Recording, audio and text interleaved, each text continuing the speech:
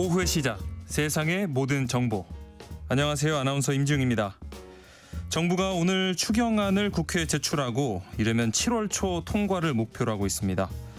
하지만 전 국민에게 1인당 15만 원에서 52만 원까지 민생회복지원금을 차등 지원하는 방식과 또 장기 연체된 소상공인의 채무를 탕감해주는 방안을 두고 우려의 목소리도 나오고 있는데요. 구체적으로 어떤 내용인지, 또 정부의 기대처럼 추경이 경기 회복의 마중물이 될 수 있을지 잠시 뒤 경제 포커스 시간에 자세히 살펴보겠습니다. 내리던 장맛비가 그치고 다시 후텁지근한 무더위가 찾아왔죠. 이럴 땐 시원한 곳에서 책 한 권 펼쳐보는 것도 훌륭한 피서법이 될 텐데요. 이럴 때 읽기 좋은 여름을 물씬 느낄 수 있는 책들, 오늘 이다혜 북마크에서 추천해 드리겠습니다. 궁금한 분들 오늘 코너에 귀 기울여 주시기 바랍니다. 그럼 저희 방송 KBS 라디오 유튜브 채널 통해서도 실시간으로 시청 참여하실 수 있으니까요. 많은 관심 부탁드리면서 KBS 세상의 모든 정보 지금 시작합니다.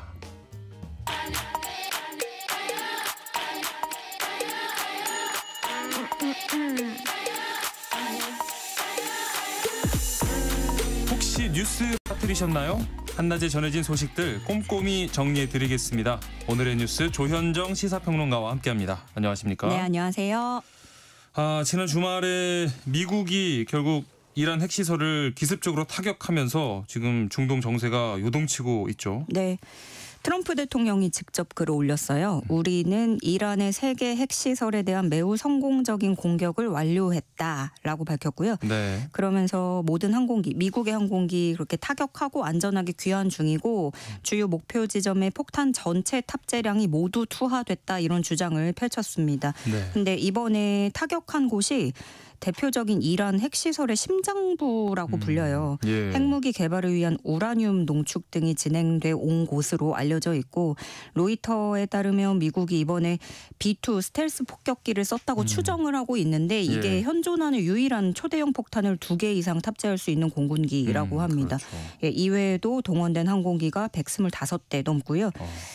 기어코 미국이 전쟁에 뛰어들었어요. 예. 그동안 원래 트럼프는 좀 얘기해보자, 협상으로 우리가 좀 타결을 해볼 수 있다, 이런 입장이었는데 네. 결국에 합세했습니다.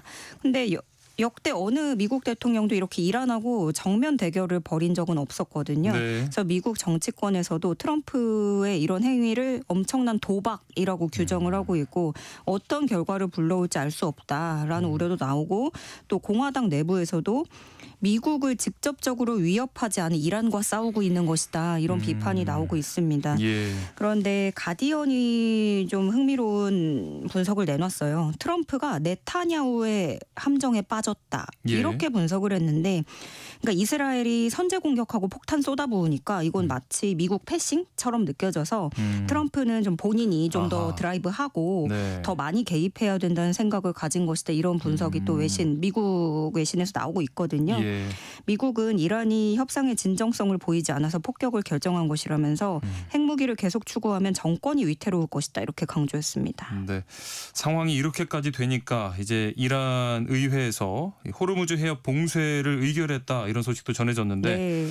호르무즈 해협이라고 하면은 뭐 지정학적으로 굉장히 중요한 곳이잖아요. 네, 중동 정세가 불안정해질 때마다 나오는 이름이죠. 네. 네, 전 세계 석유 해상 운송량 약 4분의 1 정도가 여기를 관통해서 운반됩니다. 네. 세계 이런 원유 수송로이기도 한데 여기가 또 병목 지점이에요. 네, 그렇죠. 그래서 여기를 꼭 거쳐야 되는 뭐 그런 상황인데, 대부분 이란 영해를 지나야 돼서 사실상 이란이 이 해협을 통제하고 있다고 볼 수 있습니다. 네. 그런데 이란 의회가 이곳을 봉쇄하기로 의결을 했다는 소식이에요.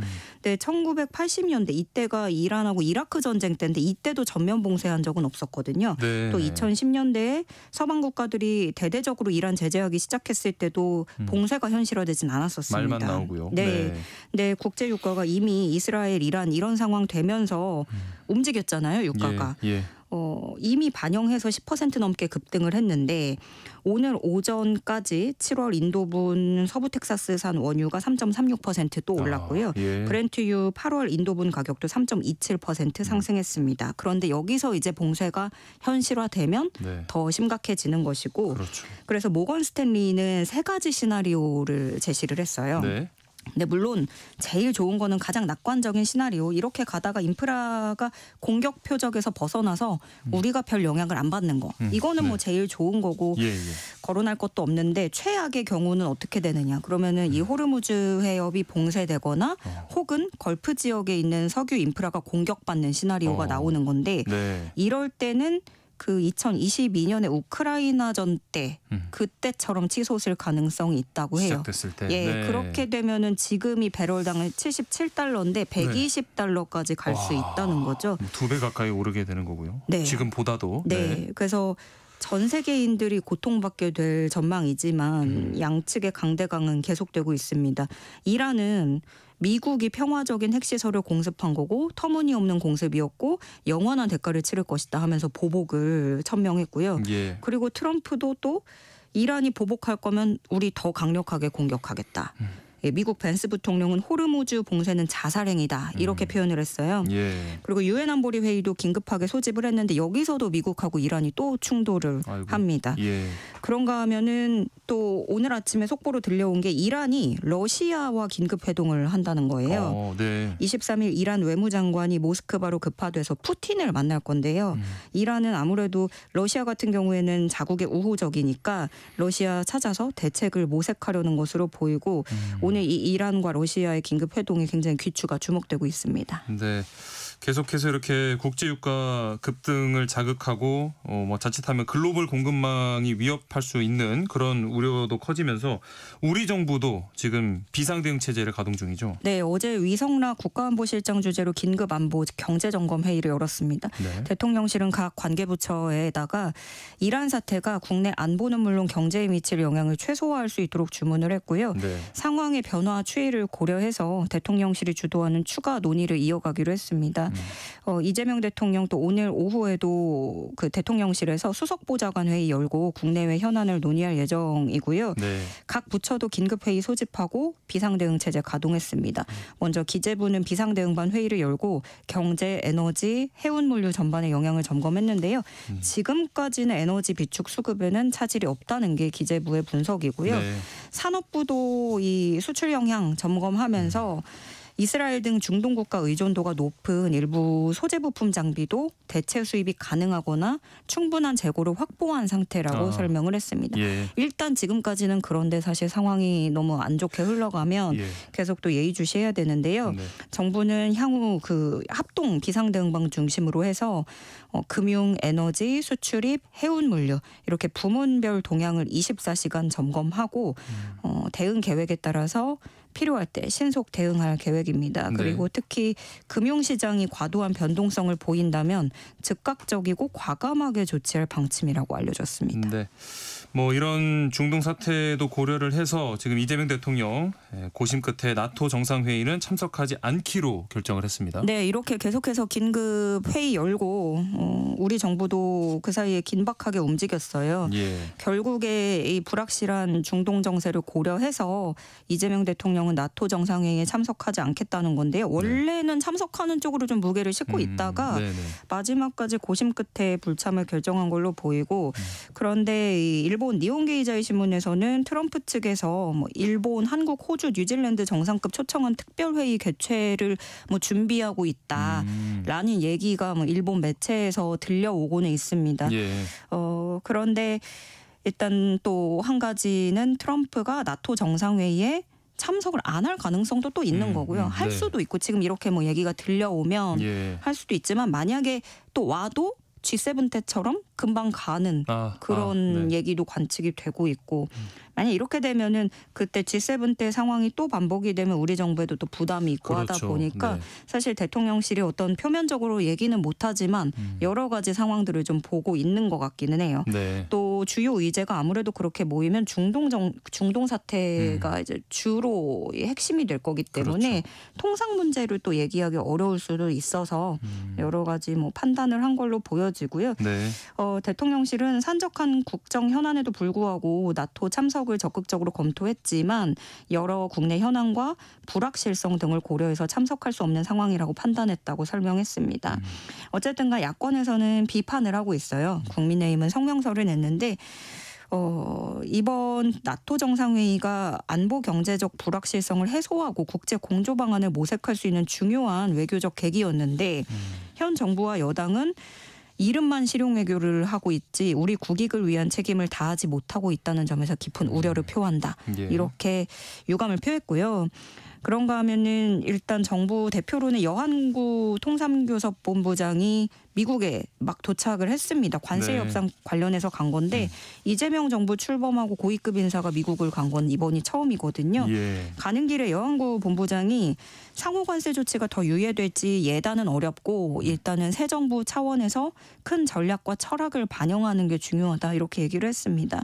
여한구 본부장은 일주일간 미국에 머물면서 하워드 러트닉 미국 상무장관, 제이미슨 그리어 미국 무역대표부 대표 등과 회담하고요. 24일부터 한미 3차 실무 협의도 지원할 방침입니다. 네. 한낮의 교양 파트너 여러분께서는 세상의 모든 정보와 함께하고 계십니다. 자, 그리고 어제 이재명 대통령이 이 여야 지도부를 초청해서 오찬 회동을 가졌는데 어떤 얘기가 오갔습니까? 네, 그 취임 직후에 여야 지도부하고 오찬을 가졌었고 그때는 네. 국회에서 했고 이번에 관저에서 이렇게 모인 거는 처음이에요. 예. 이 자리에서도 이재명 대통령 그 붉은색, 푸른색 다 들어간 넥타이를 착용했고 네. 식사 메뉴로는 그 5가지 빛깔이 들어가서 뭐 통합을 의미한다는 오색 국수를 올려놨습니다. 네. 송원석 원내대표는 취임한 지 얼마 안 돼서 취임을 축하하기도 했고요. 비교적 화기애애한 분위기를 이어가다가 야당 지도가 이제 또 작심 발언을 거둘 순 없죠. 예, 작정한 듯이 쏟아내면서 긴장감도 감돌았는데 예. 국민의힘 김용태 비대위원장이 A4 용지 3장 분량의 원고를 들고 와서 읽기도 했어요. 네. 거기에는 이재명 대통령 재판, 뭐 사법부 독립 문제 이런 것들에 대한 우려가 들어 있었고 송원석 원내대표는 비교적 조금 더 발언 수위를 더 높였습니다. 예. 그러면서 김민석 총리 후보자를 겨냥해서 얘기를 하기도 했는데 이런 분이 총리가 된다면 여야 관계가 어떻게 될 것인지 심사숙고해달라 이렇게 얘기를 했고 그 얘기를 할 때 이재명 대통령이 고개를 또 끄덕이기도 했다고 하더라고요. 네. 이재명 대통령은 또 이제 여야에다가 외교 안보 등 대외 현안에 대한 입장 조율과 추경 처리 협조를 해달라고 이렇게 당부를 하기도 했는데 당장 내일 김민석 후보자 청문회 예정돼 있다 보니까 국민의힘도 계속 이 우려 공세를 이어가면서 국민을 우롱하는 김민석 후보자 스스로 물러나야 된다 이렇게 목소리를 높이고 있고요. 그리고 추경 두고도 또 신경전이 이어지고 있는데 민주당은 본회의 일정이 야당하고 협의 안 되면 본회의 단독으로 열 수밖에 없다는 입장이에요. 예. 그래서 국민의힘은 추경 자체를 반대하는 건 아니지만 선별 지원을 강화하자. 이거 다 이렇게 줄 수 없다라는 입장이 계속 내비치고 있습니다. 그리고 이 추경 전에 그리고 또 김민석 후보자 청문회 전에 오늘 오후에는 양당 원내수석 부대표가 협상한다고 하는데 합의에 도달할지는 미지수인 상태입니다. 예. 자, 그리고 한편 박찬대 전 민주당 원내대표가 오늘 오전 민주당 중앙당사에서 당대표 출마 선언을 했습니다. 네. 이렇게 되면은 정청래 의원 그리고 박찬대 의원 이렇게 2파전이 되겠네요. 네, 뭐 후보로도 2명에서 끝날 것 같은데 만약에 뭐 더 나온다고 해도 사실상 2파전으로 압축이 될 것 같아요. 지금 네. 존재감을 따져보면. 예. 박찬대 의원은 뭐 친명계라고 알려져 있고 전임 원내대표까지 했기 때문에 네. 본인이 출마하면서도 당정대를 원팀 수준으로 만드는 게 첫 번째 목표다. 이런 말을 하면서 이 말인즉슨 나는 대통령실과의 협응 능력이 있는 사람이다. 이런 거를 뭐 강조를 하는 거죠. 네. 근데 원래 일각에서는 박찬대 의원 같은 경우에는 지역구가 인천이기도 했고 인천시장 선거 출마가 유력했었는데 네. 이번 당대표는 1년짜리예요. 임기가. 네, 그렇죠. 그럼에도 불구하고 이재명 정부의 첫 당대표 이런 타이틀이 있고 또 내년 지방선거를 진두지휘한다는 점에서 이쪽 길을 택한 걸로 보이고 네. 지금 보도에서는 뭐 찐명 대전이다 이렇게 해서 왜냐하면 정청래 의원, 박찬대 의원 다 친명계로 분류를 하고 있으니까요. 네, 네. 그리고 두 사람 다 이재명 대통령 일기 지도부 때 최고위원으로 활동을 했습니다. 예. 그리고 또 한 가지 공통점이 있다면 두 사람 모두 비교적 강성 지지층의 좀 지지를 크게 받는 그렇죠. 편이에요. 네. 그런데 그 원래 또 내부에서의 경쟁이 더 무서울 때가 있는 법이죠. 그래서 예. 선거 분위기가 격화되면 계파 갈등이 불거질 수도 있고 뭐 모든 매체가 찐명 대결이다라고 하지만 언제까지 이렇게 찐명으로 있을지 그것도 미지수인 거고 네. 그리고 원래 이재명 대통령이 그 박찬대 의원 포함해서 직전 원내 지도부 초청해서 격려 만찬 하려고 했다가 취소했대요. 그러니까 네. 이게 당대표 선거에 영향을 또 어떤 시그널을 줄 수 있기 때문에 네. 좀 조심하는 것 같고 이런 식으로 신중하게 로키로 나서는 건 결국에는 여권 내부의 그런 알력 다툼 이런 부분을 우려한 것이고 실제로 이게 과열 양상을 보이는 면도 있기 때문입니다. 그래서 뭐 정청래 의원 같은 경우에는 이러지 말자 이렇게 뭐 다독이기도 하고 두 후보가 모두 뭐 진화를 하는 모습이지만 어쨌든간 이 경쟁은 더 달아오를 것으로 보여집니다. 네, 마지막으로 짧게요. 오늘 오전에 김용현 전 국방부 장관 측이 이 영장 심사 뭐 불과 몇 시간 앞두고 재판부 바꿔달라고 기피 신청을 냈습니다. 네, 원래 내란 특검팀이 김용현 전 장관을 증거인멸교사 등 혐의로 추가 기소했거든요. 네. 그리고 오늘 오후에는 서울중앙지법이 김 전 장관에 대한 구속영장 신문기일을 진행할 예정이었는데 예. 김용현 전 장관 측이 자신의 변론권을 침해한다라고 주장하면서 재판부를 바꿔달라고 기피 신청을 낸 거예요. 네. 그러자 내란 특검팀은 방금 전에 이 기피 신청은 재판을 지연하려는 목적이 명백하다라면서 의견서를 또 제출했습니다. 네. 그러면 이제 재판부가 판단을 해야 돼요, 오후에. 네. 근데 이 재판 지역 목적이 명백하다고 판단하면 바로 기각을 할 수 있고요. 그렇지 않은 경우에는 다른 재판부가 기피 신청에 대한 판단을 또 별도로 하게 됩니다. 그런 경우에는 구속영장 신문 절차가 중단이 됩니다. 네, 이러면 오늘 오후 중에 그 결과를 알 수 있을 것 같고요. 오늘의 뉴스 여기까지 하겠습니다. 지금까지 조현정 시사평론가와 함께했습니다. 고맙습니다. 네, 고맙습니다. KBS 라디오 세상의 모든 정보 함께하고 계신 지금 시각은 12시 37분입니다. 이 시각 교통정보 알아보겠습니다. 이 시각 교통정보입니다. 교통량이 많은 편은 아닌데요. 오전 시간 계속된 사고 여파가 남아있는 곳이 있고요. 공사와 작업 구간 자리합니다. 당진 대전고속도로 당진 쪽으로 해월터널에서 화홍터널 사이 2차로 막고 작업하는데요. 조금 지나 신풍휴게소 부근에 추돌 사고가 있습니다. 사고 처리하면서 일시적으로 전체 차로가 통제 중입니다. 현재 신풍휴게소 이용해서 우회도로로 안내하고 있으니까요. 도로 이용에 참고해 주시기 바랍니다. 중부 내륙고속도로 양평 쪽으로 진남터널 2차로에 화물차 사고 나서 처리 중입니다. 여파로 점총 함창 나들목부터 밀리고 있고요. 경부선 서울 쪽으로는 옥산 분기점에서 속도가 내려갔는데 청주 휴게소에서 진행되는 작업 여파입니다. 이후 서울요금소에서 판교까지 정체, 다시 금토 분기점에서 서초 사이 가다서다 반복됩니다. 이어서 서울시내입니다. 동부간선로 성수 쪽으로 노원교 1차로에 고장난 차가 서 있습니다. 수락 지하차도부터 여파 받고요.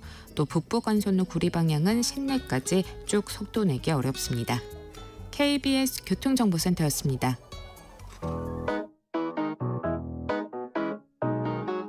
세상의 모든 정보는 청취자분들의 관심과 참여를 기다립니다. 방송 들으시면서 궁금한 점이 있거나 의견 공유하고 싶은 분들 계시면 문자 보내주세요. 추첨을 통해 모바일 쿠폰 보내드리겠습니다. 참여하실 번호는 샵 9730이고요. 짧은 문자 50원, 긴 문자 100원의 이용료가 부과됩니다. 콩 게시판을 통해서는 무료로 참여하실 수 있고요. KBS 1라디오 유튜브 채널을 통해서도 실시간으로 시청 참여하실 수 있습니다. 정부가 오늘 2차 추가 경정 예산안을 국회에 제출합니다. 지난주 목요일 국무회의에서 의결되며 관련 보도가 잇따랐는데요. 전 국민 모두에게 소비 쿠폰을 지급하고 장기 연체된 소상공인 빚 일부를 탕감하는 정책들이 이번 추경안의 뼈대죠. 정부가 이렇게 2차 추경에 나선 배경은 무엇이고 나라 살림에는 문제가 없을지, 그리고 무엇보다 국민 개개인이 어떤 혜택을 받을 수 있을지, 이 2차 추경안과 관련된 내용들 경제 포커스 시간 하나씩 짚어보겠습니다. KBS 김준범 기자와 얘기 나누겠습니다. 안녕하십니까? 안녕하세요. 먼저 이번 추경 규모부터 짚어보죠. 네. 정부가 30조 5천억 원이라고 발표를 했는데 이 정부가 늘리는 실제 지출액은 20조 2천억 원. 그래서 한 10조 정도 차이가 나더라고요. 이렇게 차이 나는 이유가 뭔가요? 이게 약간은 좀 기술적이고 전문적인 부분인데 우리가 네. 추경이라고 부르지만 이제 풀네임은 추가 경정 예산이라는 건데요. 네. 예산이라는 거는 기본적으로 정부가 걷는 예산이 있고 네. 정부가 쓰는 예산, 그걸 정부가 걷는 예산을 세입 예산이라고 하고요. 예. 정부가 쓰는 예산을 세출 예산이라고 하는데 말씀하신 대로 이번 추경 안에 정부가 20조 2천억 원 더 지출, 그러니까 세출을 늘리는 거는 맞습니다. 네. 저는 왜 정부는 30조 5천억 원이라고 표현하느냐? 네. 이 걷는 예산 부분, 그러니까 세출이 아닌 세입도 건드렸어요. 그러니까 이거는 예를 들면 정부가 한 500조 원 정도 세금을 거둘 거야라고 올 초에 계획을 세워놨는데 네. 지금 벌써 6월이니까 올해 한 반 가지 않았습니까? 그렇죠. 대충 목표가 될지 안 될지가 가늠이 될 거 아니에요. 불행히도 경기가 안 좋아서 세금이 좀 안 거칠 것 같아. 그래서 네. 원래 정부가 잡은 세입 목표보다 10조 원 정도를 깎았습니다. 아하. 그러니까 지출하는 데서 20억 원을 늘렸고 네. 이 수입에서 20조 원을 늘렸고 네. 그다음에 수입에서 10조 원을 줄였으니까 마이너스 10 플러스 20 더해서 총 정부 입장에서 30조를 건드린 거니까 30조 추경이라고 부르고요. 다만 네. 이거는 정부의 입장인 거고 그 혜택을 받는 소비자 국민들은 결국 정부가 얼마가 쓰느냐가 나 혜택이 되는 거니까 그렇죠. 국민 입장에서는 20조 원이라고 부르는 게 더 체감이 될 거고 아하. 그런 문제입니다. 예. 아무래도 이번 추경의 뭐 최대 관심사는 이 전 국민 소비 쿠폰일 텐데 네. 구체적으로 뭐 누가 얼마를 받게 되는 건가요? 그러니까 이게 말 그대로 전 국민이라는 수식어가 붙었잖아요. 그러니까 네. 이번에 뭐 일부만 주느냐, 뭐 다 주느냐 이게 항상 논란이었는데 일단은 다 줍니다. 예. 모든 5천만 국민 다 주는데 네.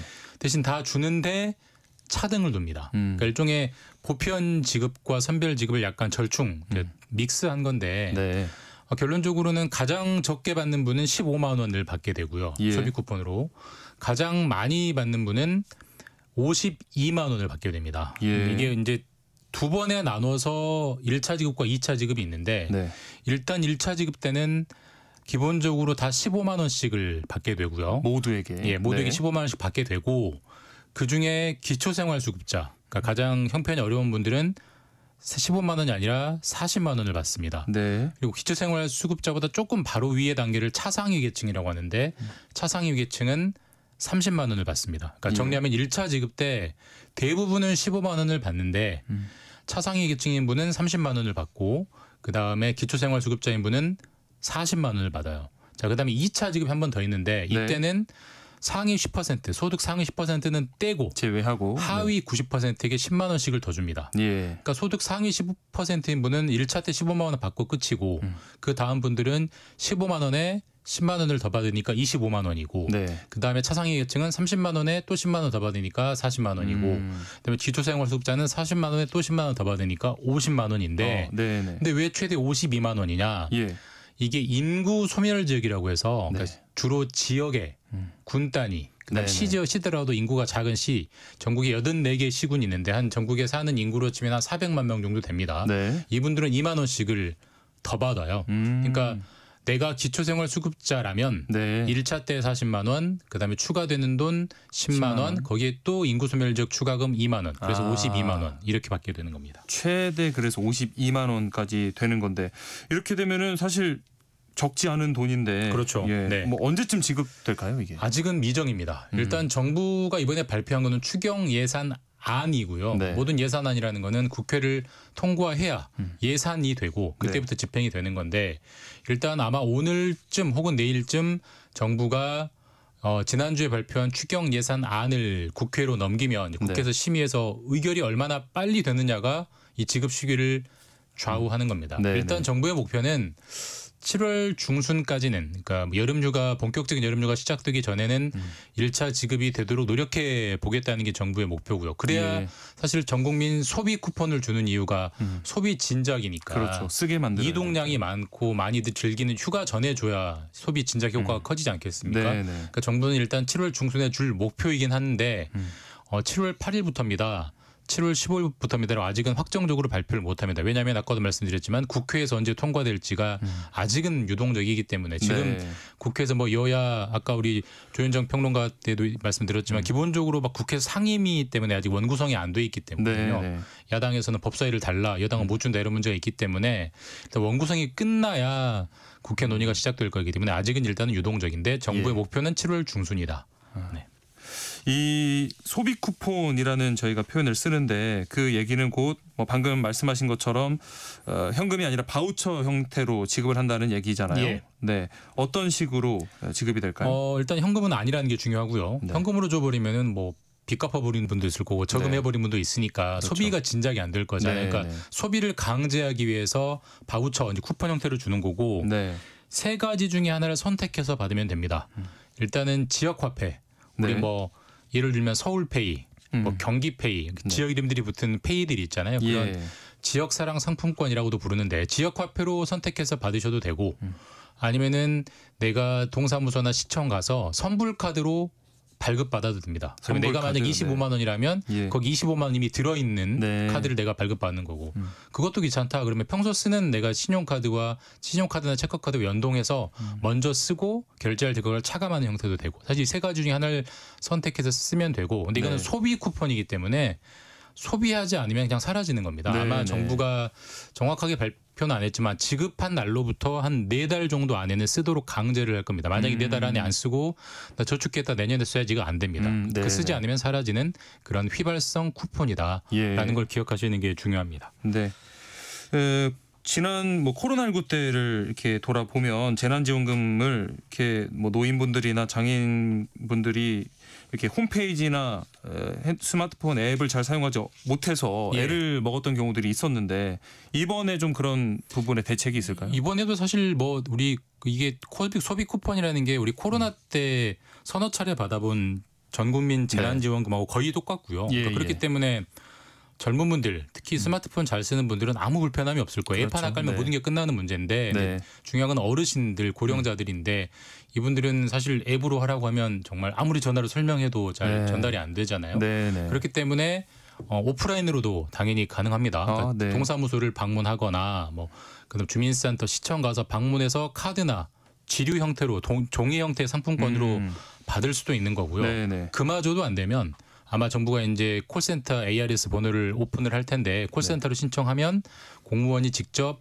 방문을 해서 방문 신청도 다 하는 걸로 이미 다 코로나 재난지원금도 해봤어요. 네, 그 행정 체계를 다시 한번 가동하는 거기 때문에 어르신들도 뭐 물론 이제 방문하거나 전화해야 된다는 불편함은 있습니다만은 그 정도만 하시면은 못 받는 일은 없을 거다 그렇게 네. 볼 수 있습니다. 그리고 이 소비 쿠폰 외에도 뭐 각종 소비를 진작하기 위해서 별도의 쿠폰을 또 만드는던데 맞습니다. 구체적으로 어떤 쿠폰들이 그러니까 전 국민 있죠? 소비 쿠폰은 전 국민에게 주는 거고요. 네. 그거 외에 나온 정부가 또 할인 쿠폰을 만드는데 영화, 공연, 네. 숙박 이런 할인 쿠폰을 총 780만 장을 정부가 이번에 발급을 합니다. 예.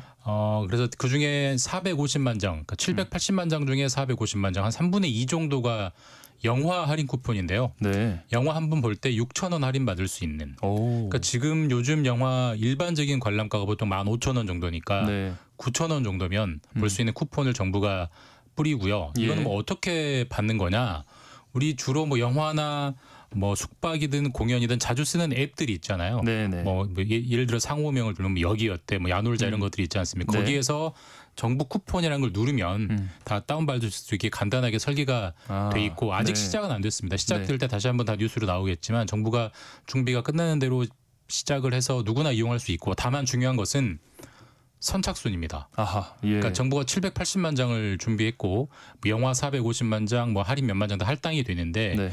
미리 쓰면 예산이 소진되면 사라집니다. 그러니까 만약에 나 저 쿠폰은 내가 이용해야지 하는 분들은 빨리 예약하고 네. 결제하실 때 쿠폰을 활용하시는 게 좋을 것 같습니다. 그렇죠. 뭐 숙박 같은 경우에도 미리 이제 쿠폰을 받아서 예약을 미리 해두면 되는 부분이니까요. 맞습니다. 네. 그리고 보니까 가전제품 또 할인 쿠폰도 있던데요. 예, 이것도 이제 만약에 올 여름에 뭐 에어컨이라든지 선풍기라든지 냉방기구 만약 가전제품을 바꿀 계획이 있다면 네. 이걸 조금 기다렸다 하시는 게 좋아요. 왜냐하면 네. 이 상품이 에너지 효율 등급 1등급 우리 그 1, 2, 3, 4, 5 써진 네네. 그 1등급이기만 하면 정부가 최대 10%까지 환급, 최대 30만 원까지. 오. 예를 들어서 내가 250만 원짜리 뭔가를 샀다. 네. 그러면 10% 25만 원을 환급을 해주는 오. 이것도 역시 소비 촉진이고요. 예.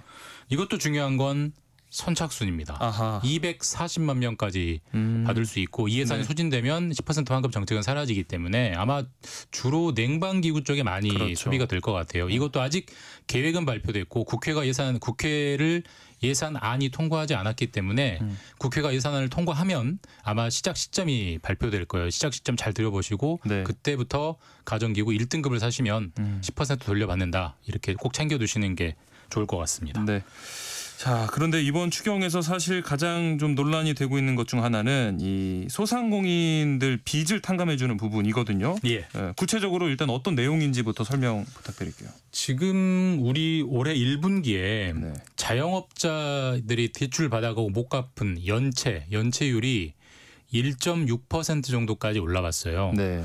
근데 언뜻 들으면 1.6이면 별로 안 높아 보일 수도 네. 있는데 코로나 전 그러니까 2019년하고 비교하면 네. 그때는 자영업자 대출 연체율이 0.6% 정도였습니다. 아, 거의 한 2배 반 정도로 올라왔으니까 코로나 때보다도 예, 자영업자 대출 연체가 상당히 심각한 수준으로 올라오고 있고 중요한 건 네. 추세인데 멈춤 없이 올라가고 있습니다. 네. 이것은 결국 자영업자 중에서도 취약한 분들, 특히 장사가 안 되는 분들이 사업 자금으로 빌려간 돈을 원금을커녕 이자도 못 갚는 분들이 점점 늘고 있다는 거고요. 네. 그래서 정부가 이번에 이대로 두는 건 안 되겠다. 그래서 정부가 그 세우는 어떤 정책의 배경, 논리는 이런 거예요. 우리 코로나 때 자영업자들 엄청나게 힘들었잖아요. 네, 그때 모든 네. 뭐 거리두기, 접촉 금지 해버리니까. 그렇죠. 근데 해외도 마찬가지였습니다. 방역을 강하게 할 때 뭐 특히 중국 같은 데는 아예 뭐 2인 이상 자체를 못 만나게 해버릴 정도로 네. 엄청난 방역 규제를 뒀는데 그럼 어느 나라건 간에 미국이건 중국이건 어느 나라건 간에 방역을 세게 하면 그 자체는 자영업이 엄청난 매출 타격일 수밖에 없어요. 근데 당시에 다른 나라는 그 정부가 장사를 못하게 했으니 그 대가로 정부가 자영업자들에게 많은 지원을 해줬어요. 네. 근데 우리나라는 지원보다는 대출을 해줬습니다.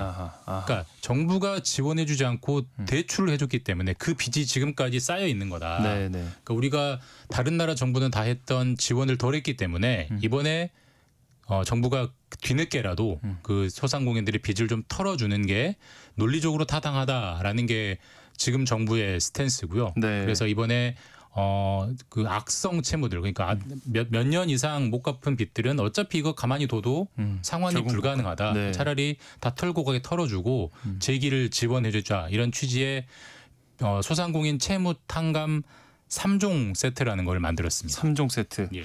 이 중에서 일단 지금 대상자가 가장 많은 게 배드뱅크죠. 네. 그러니까 배드뱅크라는 단어 요즘 뉴스에서 많이 들으실 텐데 배드뱅크 직역하면 나쁜 은행입니다. 네. 나쁜 은행이 무슨 말이냐면 은행이 나쁘다는 게 아니고 그러니까 나쁜 채무. 그러니까 어차피 가만히 둬도 못 갚을. 그러니까 전문 금융 용어로는 상환 불가능한 그런 채무만 따로 모은 뱅크를 하나 만들어서 네. 우리 보통 이 비유하면은 막 방이 어질러져 있을 때 갑자기 손님이 온다고 하면은 그냥 모든 빚을 그냥 골방에 다 넣어버리잖아요. 모든 일단 눈에 안 보이게. 눈에 안 보이게 깨끗하게 만들어 놓잖아요. 그런 그렇죠. 것처럼 이번에 악성 채무들을 전부 한 곳에 몰아서 금융권들도 악성 채무가 없게 한번 털고 가고 네. 그 다음에 빚을 진 소상공인도 한번 털고 가게 하자.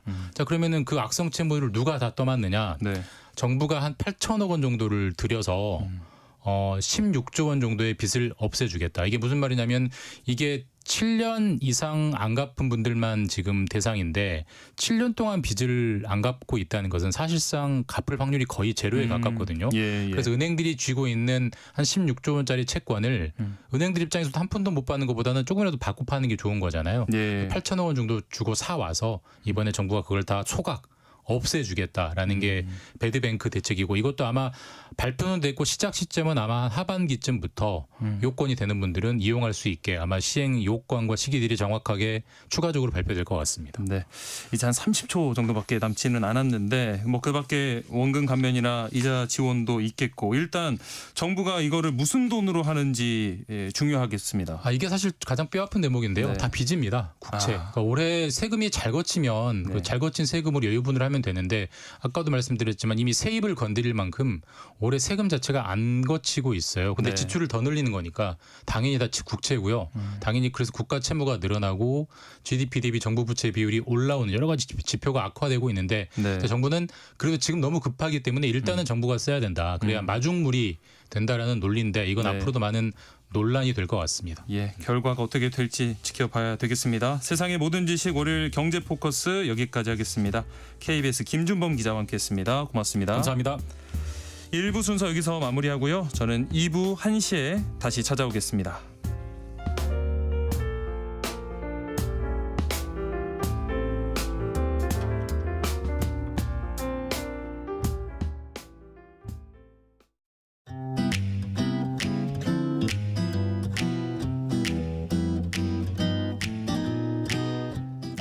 안녕하세요. 바른말 고운말입니다. 우리나라 사람들의 커피 사랑이 대단해서 지난해 1인당 연간 커피 소비량이 405잔이었고 한국에서 수입한 커피가 2조 원에 육박했다고 합니다. 식사 후에 커피 마시는 것이 습관처럼 된 분들도 많을 텐데요. 점심에 김밥이나 라면으로 간단하게 식사를 하고도 커피 전문점에서 비싼 커피를 마시게 되는 경우도 종종 볼 수 있습니다. 이처럼 기본이 되는 것보다 덧붙이는 것이 더 많거나 큰 경우를 비유적으로 이를 때 배보다 배꼽이 더 크다라고 하는데요. 이와 관련된 속담을 몇 가지 더 소개해드립니다. 먼저 기둥보다 석가래가 더 굵다라는 속담이 있습니다. 이것은 주가 되는 것과 그에 따르는 것이 뒤바뀌어 사리의 어긋남을 비유적으로 이르는 말인데요. 예를 들어 광고에 나온 제품은 기억나지 않고 CM송만 유명해졌다니 기둥보다 석가래가 더 굵은 격이다. 이렇게 말할 수 있습니다. 또 바늘보다 실이 굵다란 속담은 바늘에 꿰어야 할 실이 바늘보다 굵다는 뜻으로 커야 할 것이 작고 작아야 할 것이 커서 사리의 어긋남을 비유적으로 이르는 말이죠. 또 고추장이 밥보다 많다라는 속담도 있는데요. 이는 밥을 비빌 때 밥보다 고추장이 많다는 뜻으로 곁에 딸린 것이 주된 것보다 더 많음을 비유적으로 이르는 말입니다. 지금까지 바른말 고운말 아나운서 국혜정이었습니다.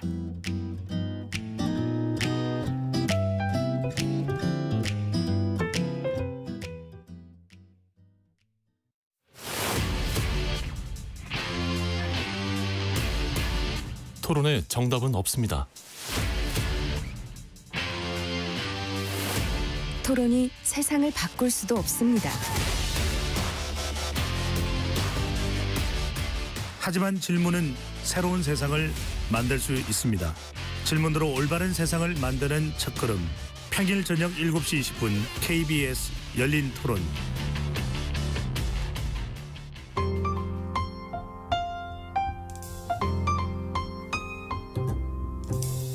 어떤 하루 보내고 계신가요? 눈코 뜰 새 없이 바쁘게 지나가는 한 주. 따뜻한 시선으로 하루를 마무리합니다.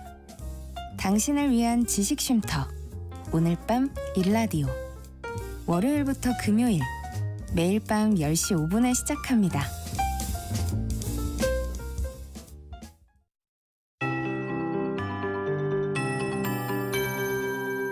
KBS 58분 날씨. 오늘 통풍이 잘 되는 옷을 입어야겠습니다. 수분 섭취도 잘 해주셔야겠는데요. 내륙을 중심으로 30도 이상으로 올라 어제보다 더 덥겠습니다. 현재 맑은 하늘에 강한 볕이 내리쬐면서 서울과 대구의 기온이 29.7도를 나타내고 있는데요. 앞으로 서울과 춘천, 대구 32도, 대전과 전주 31도까지 오르는 등 어제보다 1도에서 5도가량 더 높겠고요. 습도가 높아서 더 덥게 느껴지겠습니다. 낮 동안에는 전국적으로 자외선이 몹시 강해서 이동하실 때 양산이나 모자 등이 필요하겠고요. 눈과 호흡기에 자극을 주는 오존 농도도 높겠습니다. 특히 서울과 경기 남부, 전남과 울산은 오존 농도가 매우 나쁨 단계까지 높아지겠습니다. 호흡기 약하신 분들은 가능한 한 야외 활동을 삼가는 게 좋겠습니다. 오늘 전국이 대체로 맑겠고 늦은 오후부터 저녁 사이 강원 내륙과 산지에는 5에서 10mm 정도의 소나기가 내리는 곳이 있겠습니다. 남해상으로 물러난 정체전선은 다시 점차 북상하면서 오늘 오후부터 제주도에 장맛비가 내리겠습니다.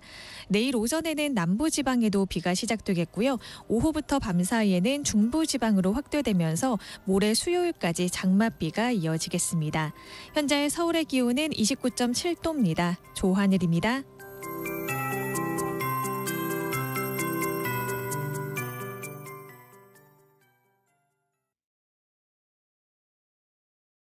정성을 다하는 국민의 방송 KBS가 한시를 알려드립니다. AM 711kHz, FM 97.3MHz, KBS 1라디오입니다. HLKA.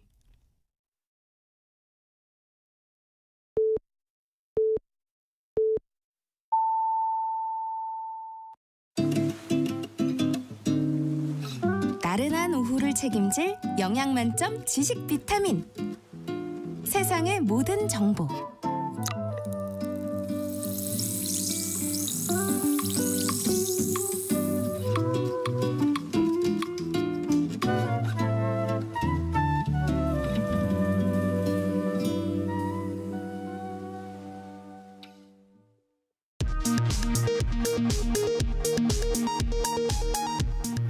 이 시각 라디오 정보센터 뉴스입니다.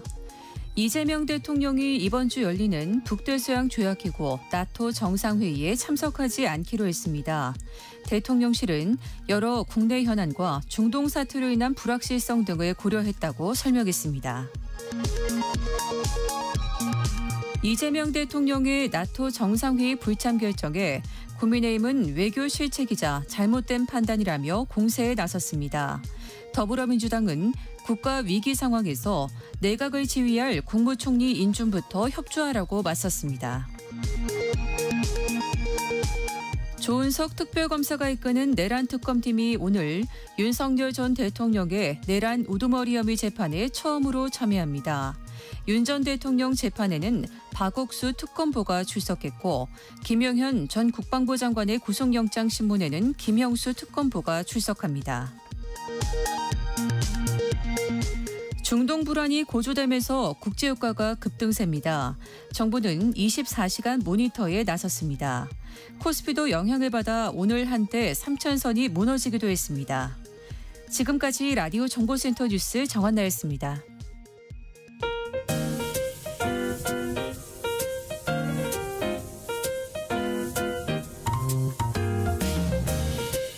정신없이 바쁜 하루, 지금 우리 주변에서 벌어지고 있는 사건, 사고 소식들 한숨 돌리며 살펴보시죠. 하프타임 뉴스 임선우 뉴스캐스터와 함께합니다. 안녕하십니까? 안녕하세요. 먼저 요즘 밥상 물가가 줄줄이 오르고 있다는 소식부터 알아볼까요? 네, 때이른 무더위와 장마 때문에 여름 제철 농산물 가격이 줄줄이 오르고 있는데요. 선뜻 지갑 열기가 쉽지 않습니다. 예. 이달 참외 소매 가격은 8% 넘게 올랐고요. 열무는 15% 가까이 뛰었습니다. 네. 이외에도 시금치는 무려 27% 넘게, 토마토도 12%가량 오르는 등 잎채소와 과채료 전반에서 가격이 오름세를 보이고 있습니다. 네. 이달 초 급등했던 상추 가격은 잠시 주춤했다가 중순 이후 다시 오르고 있고요. 대파 가격도 지난달까지는 하락세를 보이다가 이달 들어서 30% 가까이 껑충 뛰었습니다. 네. 정부는 수급 불균형에 대응하기 위해 태스크포스를 가동하고 인상률을 최소화하겠다는 방침인데, 이르면 다음 달 지원금이 또 나오잖아요. 네. 이에 따라 늘어나는 수요로 물가가 급등하는 것에 미리 대응하기 위해서 배추와 계란, 닭고기 등 주요 품목을 중심으로 비상 공급 체계를 확대한다는 계획입니다. 네. 이렇게 요즘 장바구니 물가 참 살벌한데요. 조사를 해보니까 우리나라의 음식료품 물가가 OECD 38개국 중 두 번째로 높은 수준이라고 합니다. 네. 유럽에서도 물가가 비싸기로 유명한 스위스를 제외하면 경제 규모가 큰 미국이나 일본, 영국, 독일보다도 한국의 음식료품 물가가 더 비싼 것으로 나타났는데요. 장보기가 참 무섭단 말이 절로 나옵니다. 그래서인지 요즘 이렇게 좀 저렴하고 맛 좋은 구내식당 찾는 분들이 많아졌는데, 이러다 보니까 또 기존 이용자들은 불편을 겪는다면서요? 네, 사실 요즘 10,000원짜리 한 장으로도 점심 사 먹기가 쉽지 않잖아요. 어렵죠. 네, 지난 5년간 전체 소비자 물가가 10%대 오르는 동안 이 먹거리 물가는 20% 넘게 2배나 올랐을 정도인데, 네. 그래서 그런지 요즘 싸고 맛 좋은 구내식당이 직장인들의 허기진 배와 얇아진 지갑을 달래주고 있다고 합니다. 예. 입소문이 퍼지면서 구내식당을 찾는 외부인들, 그러니까 일반 손님들도 줄을 지어 찾는다고 하는데요. 서울의 한 구청 구내식당은 하루 이용객 1,000명 중 이 300명 가량이 외부인일 정도라고 하고요. 이 서울역 구내식당도 한 끼에 6,500원이면 배불리 먹고 갈 수 있어서 너도나도 찾는다고 합니다. 그런데 워낙 사람이 많이 몰려서 그런지 관계자 외에는 출입을 제한해야 한다는 말까지도 나온다고 하는데요. 하지만 내부 이용객만으로는 수입이 적어서 자제해달라는 문구를 쓰거나 구청 같은 공공기관 구내식당은 아예 이용 시간을 따로 정해놓고 있기도 하고요. 또 사회공헌의 의미도 있어서 외부인을 아예 막을 수는 없다 말합니다. 네. 다음 뉴스로 지금 뭐 K-팝, K-드라마에 이어서 K-뷰티에 또 한식까지 전 세계적으로 좀 큰 주목을 받고 있는데 주요 외신들도 주목하고 있다면서요? 네, 제가 미국에서 학교를 다닐 때만 해도 겨우 K-팝 정도 알까 말까였는데 요즘 보면 참 격세지감이라는 말이 실감이 납니다. 그야말로 K-문화, K-컬처가 전성기를 맞고 있는데요. 이 주요 외신들도 심층 보도까지 할 정도로 관심이 뜨겁습니다. 최근 뉴욕타임즈는 한국은 어떻게 문화 강국이 됐나라는 기사를 통해서 이 한류가 가라앉을 기미가 보이질 않고 화장품부터 음식에 이르기까지 전 세계적 관심이 급증하고 있다 분석했는데요. 또 이 한류가 단순 오락을 넘어서 이제는 하나의 생활 방식으로까지 깊이 자리 잡았다는 진단도 함께 내놨습니다. 다만 한국이 문화 강국인지에 대해서는 의견이 갈리고 있다라고도 소개를 했는데요. 많은 전문가들이 한국 문화가 세계의 주류로 안착했다고 생각하지만 일각에선 한국의 문화적 힘이 미국이나 프랑스, 이탈리아와 같이 국제적 영향력에 도달하기까지는 갈 길이 멀다 지적하면서 중국의 한학령이나 한국의 문화를 금지하는 북한 등 이 지정학적 장애물이 존재하는 데다 한국의 문화 수출은 일부 분야에 국한돼 있다 덧붙이기도 했습니다. 따라서 한국 문화가 이미 정점을 찍었는지 아니면 지속적으로 힘을 발휘할지는 판단하기 이르다는 의견을 냈다 설명을 곁들였는데요. 글쎄요, 저는 개인적으로 동의하기가 힘듭니다.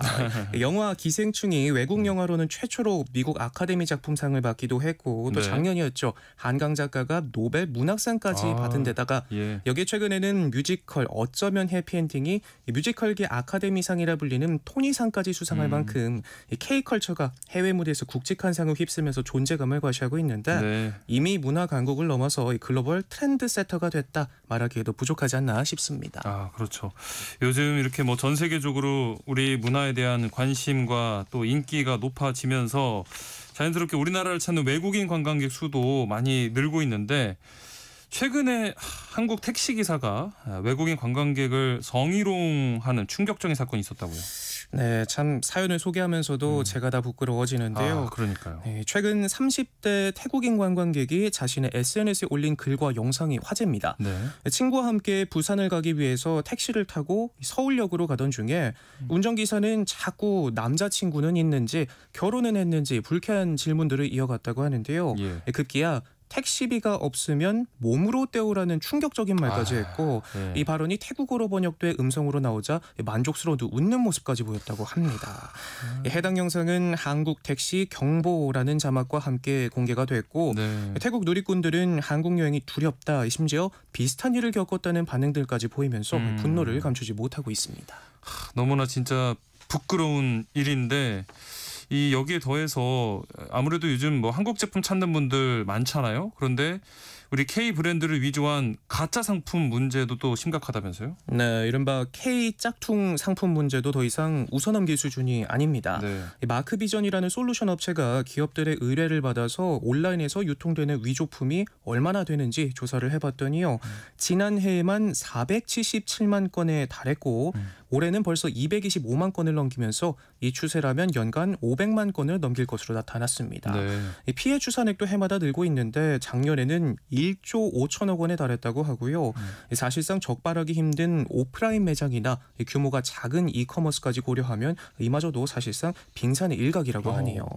한국지식재산보원이 지난해 차단한 K브랜드 위조품도 19만여 건으로 1년 전보다 약 20% 가까이 증가했는데 이중 절반 이상은 동남아시아 전역에서 영업하는 쇼피였다고 하고요. K 짝퉁 상품이 판치자 세계 각지 인플루언서 사이에서는 가짜 한국 화장품 감별법이 공유되고 있고 한국 기업들은 자체 특별팀을 꾸리는 등 위조품 단속에 나서고 있습니다. 자칫 이런 일부 문제들이 우리 K 이미지를 좀 나쁘게 만드는 그런 일로 이어지지 않았으면 좋겠습니다.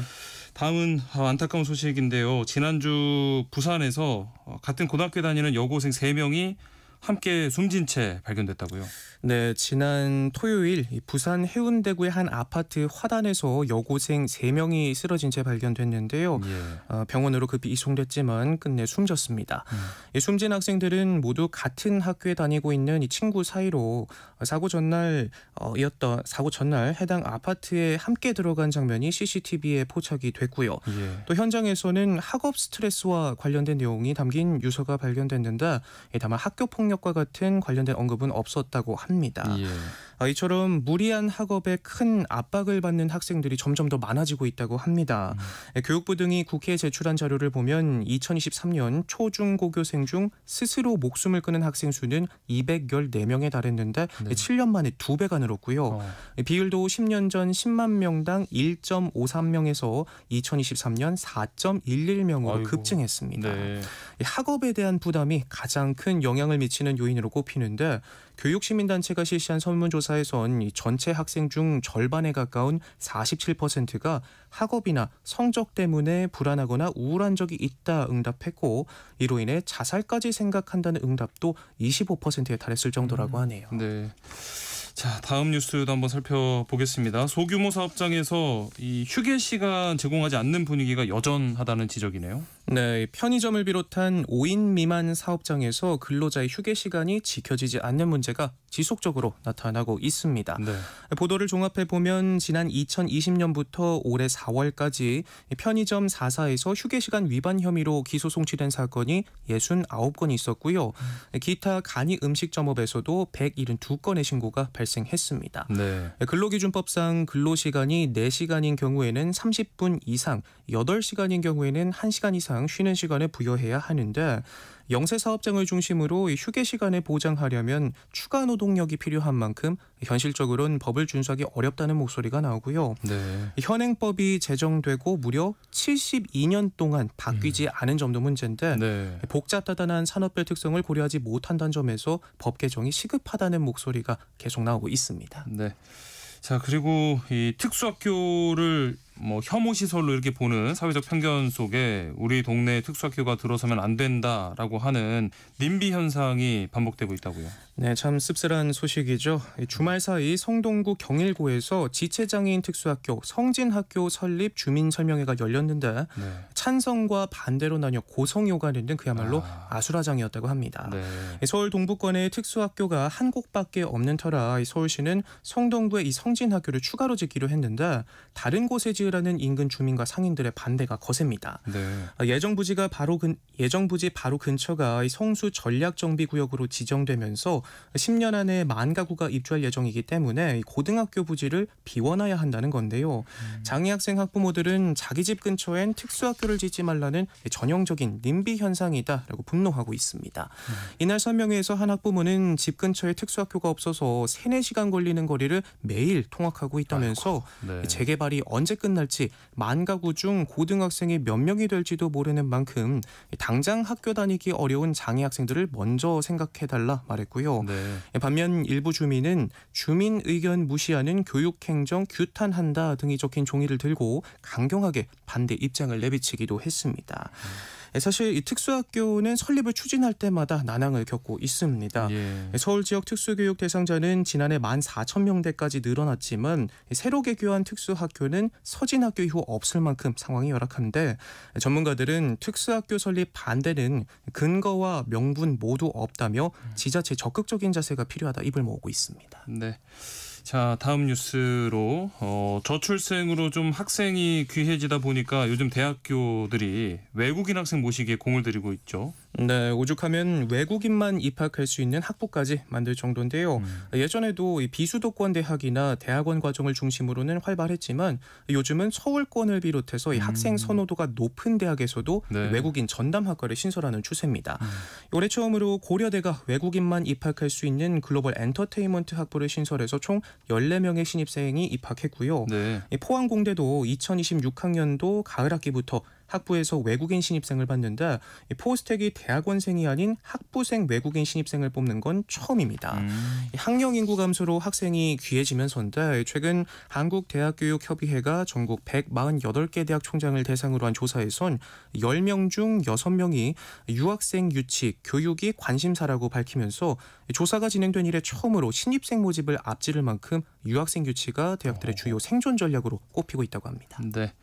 자, 지금 뭐 서울 날씨는 화창한데 주말에 꽤 많은 양의 장맛비가 내렸거든요. 장맛비 피해는 혹시 없었나요? 네, 금요일과 토요일 이틀간 쏟아진 장맛비로 안전사고가 이어지면서 이 노후 주거지에 대한 우려가 커지고 있습니다. 네. 20일 호우주의보가 내려진 충남 공주시에서 이 공영주차장 옹벽이 무너지면서 돌무더기가 아래 주택을 덮치는 사고가 있었는데요.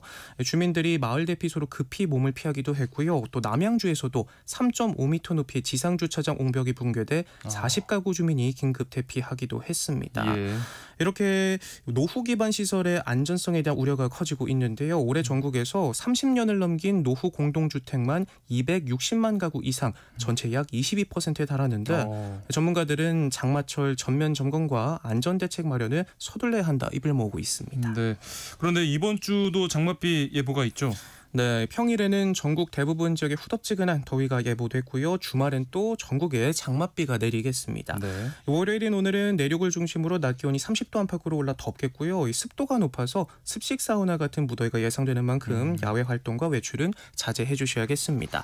전국이 대체로 맑다가 금요일인 27일부터 대부분 지역에 비가 내리겠는데요. 장맛비는 이튿날인 28일부터 30일까지 중부지방을 중심으로 이어지겠고요.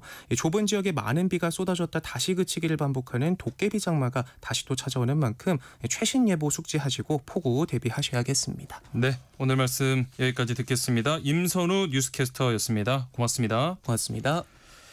이렇게 뉴스를 보면 뭐 월급 빼고 다 오른다라는 푸념이 실감나는 요즘인데요. 이 생활 물가가 아닌 우리 월급이 줄줄이 오른다는 소식 전해드린 날 오길 바라면서 노래 한 곡 듣고 오겠습니다. 강렬한 제목으로 많은 공감을 불러일으킨 곡 스텔라장의 월급은 통장을 스칠 뿐 함께 들어보겠습니다. 오늘 점심 메뉴 추천. 귀로 듣는 푸짐한 지식 한 상 어떠세요? 세상의 모든 정보. 아나운서 임지용입니다. 청취자 여러분의 책장을 알차게 채워드리는 이다혜 북마크 시내 21 이다혜 기자 나와 있습니다. 안녕하십니까? 안녕하세요. 날씨가 이제 뭐 완연한 여름인데 오늘은 이 여름 분위기가 물씬 나는 소설들 소개해 주신다고요. 네, 첫 번째 작품 뭘까요?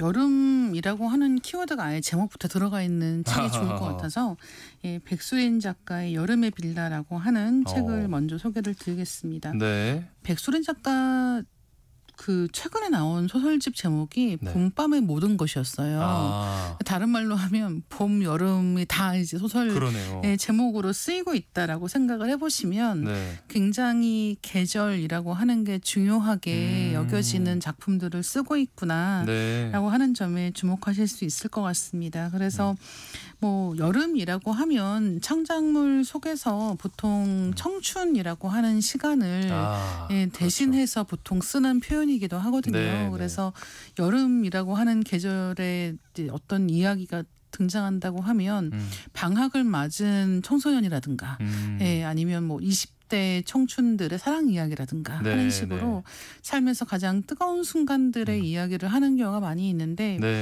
이 백수린 작가의 작품에서의 여름이 어떤 것인지는 이제 여름의 빌라를 통해서 한번 경험해 보시면 좋을 것 같습니다. 일단 이 저자인 백수린 작가에 대해서 좀 알아볼까요? 2011년도에 경향신문 신춘문예를 통해서 작품 활동을 시작을 했고요. 네. 소설집 폴링 인 폴, 참담한 빛, 여름의 빌라, 그리고 짧은 소설인 오늘 밤은 사라지지 말아요. 중편 소설 친애하고 친애하는, 장편 소설 눈부신 안부 같은 작품들이 있습니다. 네. 그리고 한국일보문학상, 현대문학상, 문지문학상, 이혜조 소설문학상 이런 상들을 수상을 했고요. 사실 백수린 작가에 대해서 이야기를 할 때 굉장히 중요한 것들 중에 하나가 그 번역을 한다는 거예요. 그 프랑스에서 살았던 적이 있기 때문에 프랑스어 번역을 또 하기도 하고 그 소설 산문을 다 쓰고 있기 때문에 이야기에서 등장하는 화자들 역시도 이런 타지에서 생활하고 있는 사람으로서 자기의 정체성을 생각한다든가 그리고 또 타지에서 만나는 사람들이 고국에서 온 사람들만 만나지는 않잖아요. 네네. 그러니까 마찬가지로 고국을 떠나온 다른 국적의 사람들과 또 만나는 그렇죠. 이야기 같은 것들도 있기 때문에 이제 그런 것들을 통해서 할 수 있는 어떤 커뮤니케이션과 나 자신에 대한 이야기 같은 것들도 굉장히 잘하는 작가님입니다. 예. 자, 그러면은 오늘 이 첫 번째 책으로 다시 돌아와서 백수린 작가의 이제 세 번째 소설집이 되겠습니다. 여름의 빌라. 뭐 어떤 작품들이 실려 있을지 궁금한데 좀 특별히 주목할 만한 작품이 있다면요? 네, 사실 이 소설집 이야기를 할 때마다 참 어떻게 소개를 드려야 될지 고민이 네. 되는데요. 네. 왜냐하면 장편 소설 같은 경우는 기승전결이 뚜렷한 경우가 많이 있습니다. 네, 그러니까 네.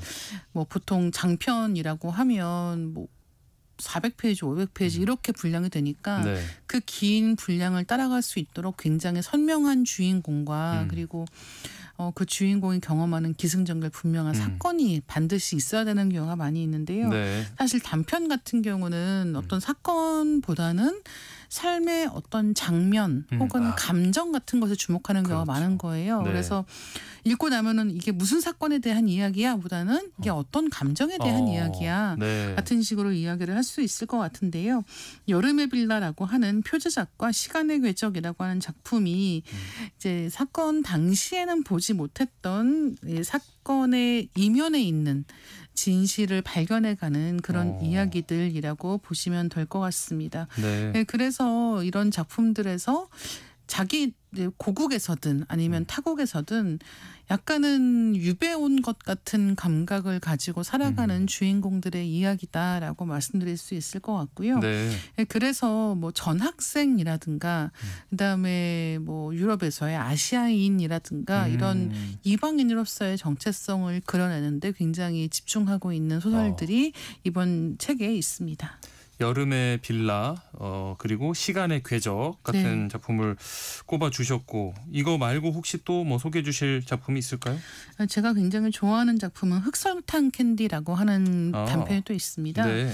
그래서 이 백소린 작가의 작품에 보면은 굉장히 다양한 연령대의 여성들이 이제 등장을 해서 자기 이야기를 하는 경우가 있는데요.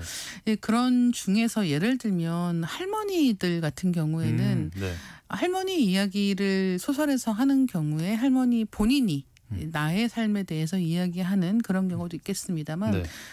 그러니까 손녀나 아니면 딸 입장에서 지금은 노년에 다다른 한 여성의 삶에 대해서 이야기하는 경우도 있는 거예요. 네, 근데 네. 예를 들면 이게 굉장히 참 아이러니한 게 뭐냐면 만약에 우리가 20대 중반에 사람이 어떤 사람을 만나서 사랑에 빠지는 이야기다라고 했을 때에는 이 이야기가 그 두 사람의 진심이 무엇인지에 더 집중하게 되는 것 같습니다. 네. 근데 만약에 혼자 되신 할머니가 어떤 좋은 할아버지를 만났다. 네. 라는 이야기라고 하면 갑자기 두 사람 이야기가 아니게 되는 거예요. 너무 많은 관계자들이 뭐 이렇게 나이가 이제 연세도 많으신데 뭐 굳이라든가 그러니까 그 이야기에 자꾸 끼어드는 사람들이 많이 생기는 거죠.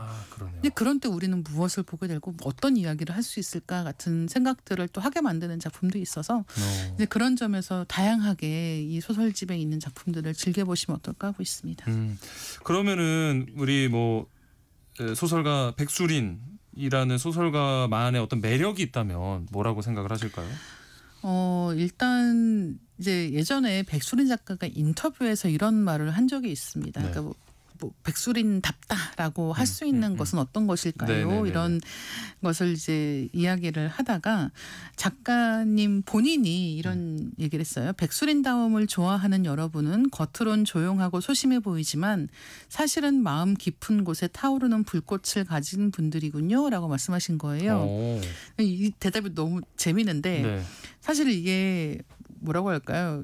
좀 우리가 그 어떤 무슨 점을 보거나 이럴 때 나올 만한 누구나 맞아요. 솔깃할 만한 이야기잖아요. 네. 당신은 겉으로 보기에는 무던해 보이지만 굉장히 섬세하군요. 혹은 당신은 소심해 보이지만 사실은 속으로는 굉장한 열정을 가지고 있군요. 이런 거잖아요. 근데 맞아요.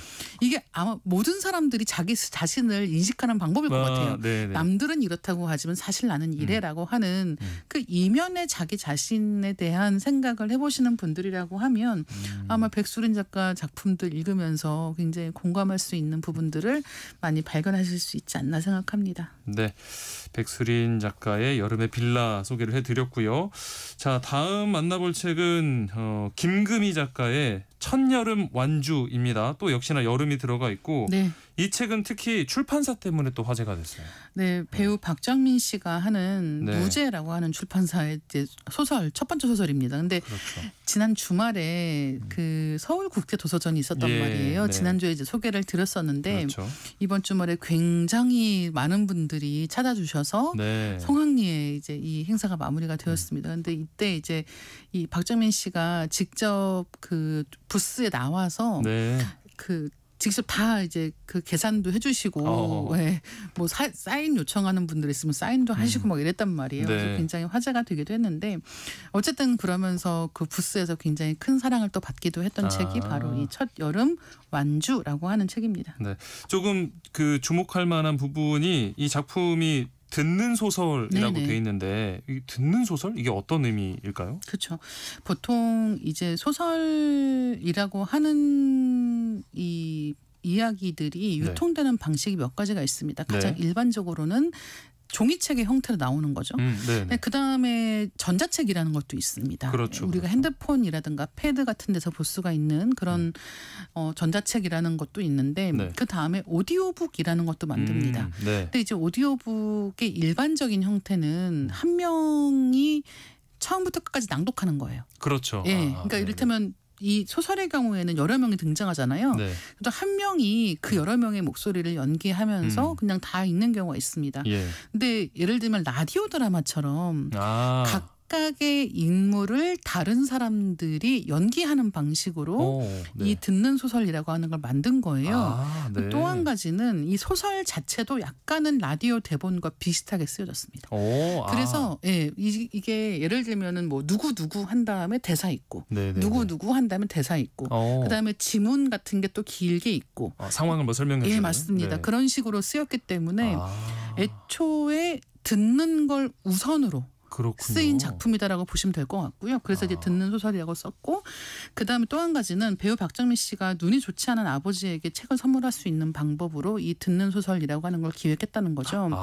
그러니까 그냥 읽는 것, 눈으로 읽는 것을 우선시하는 게 아니라 듣는 것을 우선시해서 작품을 썼을 때 우리는 어떤 방식으로 이야기를 듣고 즐기게 될 것인가를 실험하는 이제 그런 작품이라고도 보시면 될 것 같습니다. 아무래도 박정민 씨가 또 배우시다 보니까 이런 배우들이 목소리 연기를 또 하기도 하셨겠고요. 그래서 사실 초호화 캐스팅이에요. 이 고민 씨, 최양락, 염정아 이런 분들이 쭉 이제 목소리 연기를 하고 계시기 때문에 이 오디오북을 들어보잖아요. 그러면 너무 재밌습니다. 다들 그 연기가 착착 붙어가지고 말맛이 참 잘 살아있는. 배우가 읽어주는 또 듣는 소설이라니까. 본격적으로 좀 이 책의 내용 살펴볼까요? 주인공은 손열매라고 하는 주인공이 등장을 하고 있습니다. 그래서 이제 같이 살던 친구가 있는데 이 친구가 사라졌어요. 그래서 월세를 내야 되는데 이제 다 자기가 내게 된 거죠. 근데 문제는 자기도 지금 약간 상황이 좋지가 않아가지고 그럼 어떻게 되나요? 월세를 못 내면 보증금에서 까기 시작합니다. 그러니까 이제 너무 심란한 거예요. 집주인도 계속 보증금에서 까게 되니까 집 비워달라라는 이야기가 나오고 그래서 이제 어떻게 할까 하다가 그 자기랑 같이 살던 친구가 혹시 고향에 간 건 아닐까라고 생각하고는 고향에 갑니다. 없어요. 그리고 심지어 그 친구의 어머니는 약간 몸이 편찮으신 상황인 거예요. 이제 막 회복 단계에 있는 분이어서 거기가 이제 이 제목에 등장하는 완주라고 하는 곳으로 나오는데 이 동네에서 약간은 이제 그냥 친구가 없군 하고 돌아오는 게 아니라 거기 좀 있게 됩니다. 네. 머물러서 이제 그 동네 사람들도 알게 되고 예, 그러면서 벌어지는 좀 특이한 한 여름의 이야기다라고 생각하시면 될 것 같아요. 그래서 네. 큰 사건이 있다기보다는 약간 풀리는 거 없고 되는 거 없고 너무 힘들기만 한 그런 도시에 지친 사람이 자연의 품속에서 자기의 새로운 가능성을 깨달아가는 이야기가 이 여름 장마철을 배경으로 펼쳐지기 때문에 많은 분들이 읽으시면 지금 딱 이 계절에 읽기 참 좋은 이야기다라고 느끼실 것 같습니다. 아무래도 그런데 이제 듣는 소설이라고 소개를 해드린 만큼 이렇게 보통 그냥 눈으로 읽는 것과는 또 다른 특유의 맛이 있을 것 같은데 어떤가요? 맞아요. 이 작품은 정말 눈으로 읽는 것과 그리고 그런 오디오북으로 듣는 것과의 차이가 좀 있는 것 같습니다. 그리고 네네. 어느 쪽으로 보든 그 물의 감각이 굉장히 강하게 느껴져요. 물이요, 물. 예. 그러니까 장마도 물이고 네. 이를테면 댐 같은 거를 만들면 거기도 엄청나게 큰 물이 고여 있잖아요. 네. 그러니까 이를테면 그런 식으로 여름이라고 했을 때 푸르른 그런 녹음도 있지만 네. 이 습한 분위기가 있지 않습니까? 그런데 그렇죠. 그게 사실 여름에 너무 지긋지긋하잖아요. 습한 거. 장마부터 해서. 네. 너무 지긋지긋한데 또 여름 지나고 나면 그 후덥지근한 분위기가 그리워질 때가 있단 말이에요. 네네. 그 두 가지를 다 자극하는 방식으로 감각을 참 잘 느끼게 김금희 작가가 쓰셨기 때문에 그런 네. 걸 경험하시면서 읽어보시면 좋겠습니다. 그러니까 보통은 오디오북 같은 경우에는 소설이 먼저 쓰이고 나중에 이제 낭독을 더하는 그런 과정이 있던데 이번에는 이제 오디오북이 먼저 발간이 그렇죠. 된 거잖아요. 이 오디오북도 상당히 화제를 모았죠.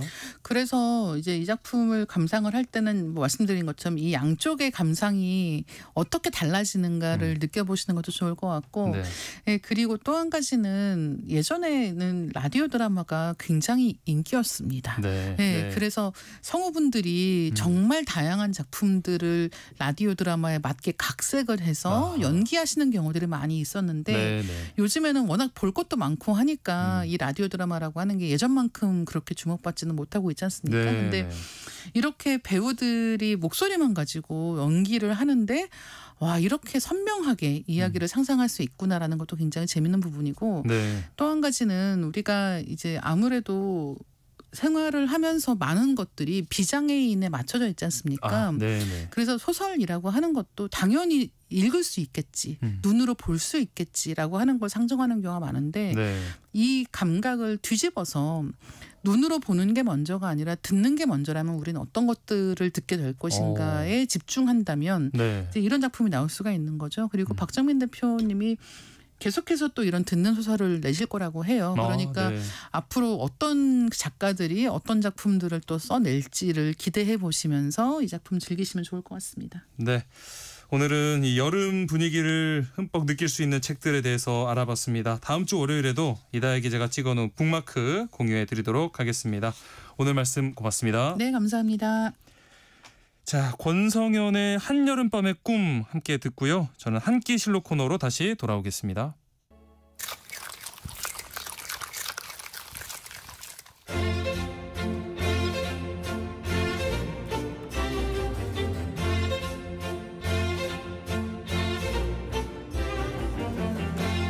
점심 식사하셨나요? 오늘 먹은 점심 한 끼 그 안에 담긴 구구절절한 역사까지 맛보고 가시죠. 흥미진진 음식 역사 한 끼 실록 이용재 음식평론가와 함께합니다. 안녕하십니까? 안녕하세요. 음식평론가 이용재입니다. 반갑습니다. 네. 오늘은 어떤 얘기 해볼까요? 네, 이제 본격적인 여름입니다. 네. 낮 최고 기온이 벌써 33도까지 올라가고 그러고 있는데요. 네. 입맛도 없고 밥하기도 싫고 그래서 요즘 국수를 자주 삶아 먹습니다. 뭐 새면, 소면, 우동면, 또 양꼬치집의 고정 메뉴인 옥수수 국수가 있어요. 네네. 이것도 면을 사다가 집에서 해 드시면 참 맛있고요. 뭐 이런저런 즉석 냉면 같은 것들도 있습니다. 네. 직장인 여러분들도 콩국수, 냉면 이런 면 요리로 끼니를 많이 해결하실 건데요. 네. 그런데 이 면 요리 저는 아주 어릴 때부터 조용히 얌전하게 먹어야 된다. 이렇게 엄격하게 교육을 받았거든요. 아, 네. 그래서 뭐 50살이 된 지금도 심지어 집에서 저 혼자 먹더라도 조금씩 집어서 조용히 먹습니다. 아, 혼자서도. 네. 네. 그런데 음식 예능, 소위 먹방 이런 게 일상이 되면서 그 면치기라는 게 유행이나 경향처럼 자리를 잡았습니다. 네. 저는 뭐 개인으로서도 또 음식 평론가로서도 바람직하지 않다 이렇게 생각을 하는데요. 그런 가운데 최근에는 또 한 배우의 엄청난 면치기가 논란이 되었죠. 혹시 보셨습니까? 고개를 뭐 들었다가 네. 내렸다면서 예, 헤드뱅잉 하면서. 네, 저도 보았는데요. 솔직히 이제 크나큰 충격을 받았습니다. 아이고, 네. 그런데 또 뭐 아예 이렇게 극단적인 경우는 그냥 방송에서 웃기려고 그런 것 같다 이렇게 생각하고 그냥 즐겁게 넘어갈 수 있습니다. 뭐 사실 그런데 사실 방송을 주의 깊게 이게 보시면 후루룩 소리를 내면서 면 요리를 먹는 게 마치 맛있어 보이고 또 바람직한 것처럼 여기는 듯 보여요. 네. 저희도 오늘 이렇게 라디오 방송을 하고 있습니다만 네. 이런 경향이 방송을 통해 퍼지는 것 같아서 좀 우려가 됩니다. 아, 그러니까 사실 요즘 뭐 면치기라고 하는 게 이렇게 면이 길게 있으면은 도중에 끊지 않고 소리를 후룩 내면서 먹는 걸 얘기하는데 뭐 식사 예절에 맞지 않다는 논란은 예전부터 있었죠. 그렇습니다. 소위 면치기라고 하는데 사실 명칭마저 그다지 좋은 어감은 아닌데요. 이 면치기는 먹방을 계기로 보편화된 것입니다. 네. 우리의 식사 예절을 따져보자면 입에 음식을 넣고 말한다거나 소리를 내면서 씹는 것은 결례입니다. 일단 소리를 내는 것 자체도 예절에 어긋나지만 네. 음식물이 튀지 않는 것을 예방하려는 위생적인 조치인데요. 네. 면치기는 여기에 정면으로 반하는 행동이죠. 이런 식사 예절이 보니까 뭐 조선시대 때부터 이어진 거라면서요. 그렇습니다. 지금의 초등학교 입문 과정과 같은 소학이라고요. 네. 8세 안팎의 어린아이들 또는 이제 입문자들에게 초보적인 수준의 유교를 가르쳐주기 위한 수신서인데요. 네. 중국 송나라의 철학자 주자의 제자 유청지가 썼다. 네. 그렇게 알려져 있습니다. 대략 1200년대 정도에 중국에서 출간되었다고 보고요. 네. 국내에서는 조선시대에 1500년대와 1700년대에 번역 출간이 되었습니다. 네. 뭐 구한말에도 소학교에서 가르칠 정도로 정말 오랜 세월 동안 교과서 역할을 했죠. 여기에 이제 식사 예절에 대해 상당히 자세히 나오는데요. 네. 조금만 이제 소개를 드리자면 무나 배나 밤을 먹을 때에는 자주 씹어 사각사각 소리를 내지 말고 국수나 국이나 죽을 먹을 때에는 갑자기 들이마셔 후루룩 소리를 내지 말고 네. 또 물을 마실 때에는 목구멍 속에서 꿀꺽꿀꺽 소리 나게 하지 말라라고 가르치고 있습니다. 네. 전부 소리를 내지 말고 음식을 조용히 먹을 것을 강조하고 있죠. 네, 네. 한편 같은 내용이 조선 후기 실학자 이덕무가 쓴 사소절에도 실려 있습니다. 네. 뭐 대략 이제 18세기 말인데요. 중반에서 말인데요. 사소절은 우리 사회와 교육 현실에 맞게 쓰인 조선시대 대표적 교육 고전의 하나입니다. 네. 뭐 사소절은 남성의 예법을 담은 사전편, 부인의 예법인 부의편, 아동의 예절을 말하는 동규편 등으로 구성되어 있는데요. 네.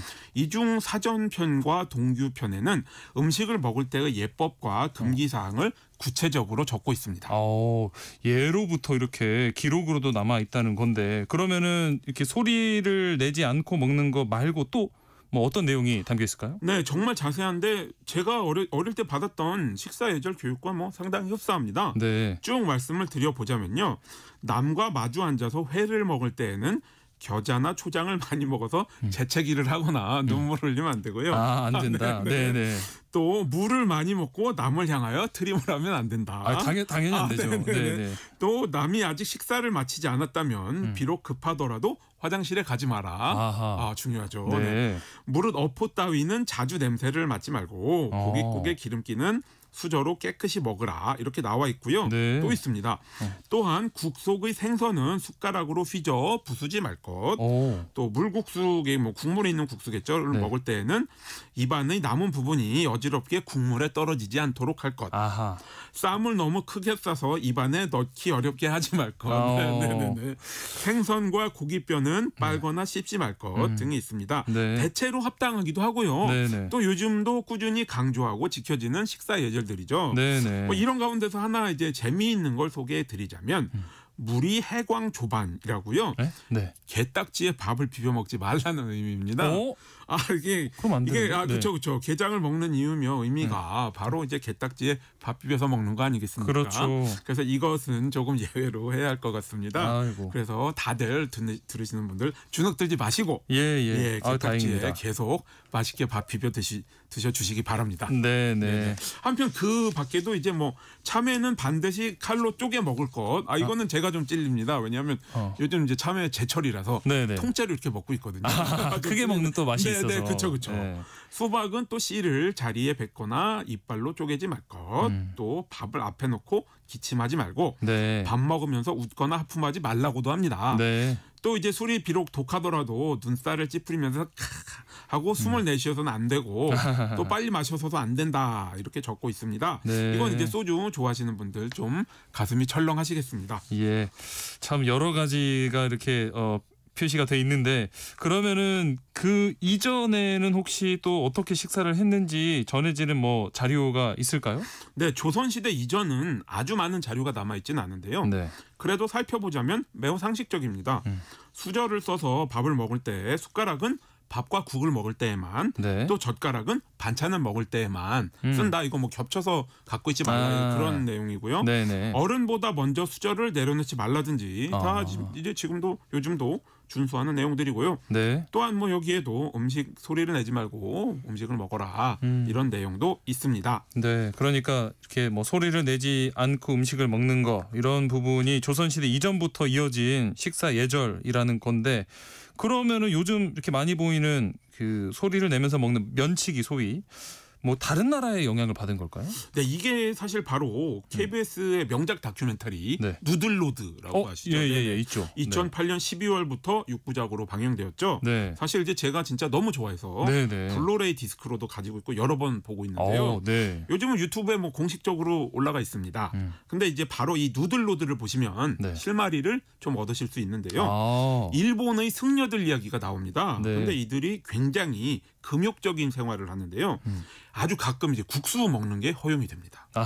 근데 이때는 정말 면을 쭉쭉 빨아먹고 소리를 아주 엄청 크게 내면서 쭉쭉 빨아먹거든요. 면치기를 아주 격하게 하는 거죠. 네.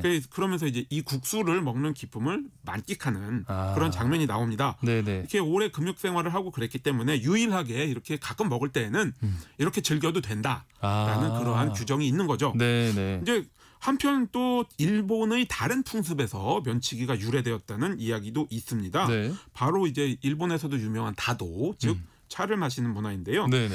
다래를 마련한 주인에게 말없이 감사한다는 의미로 차의 마지막 한 모금을 소리내어 마시는 관습에서 면치기가 나왔다.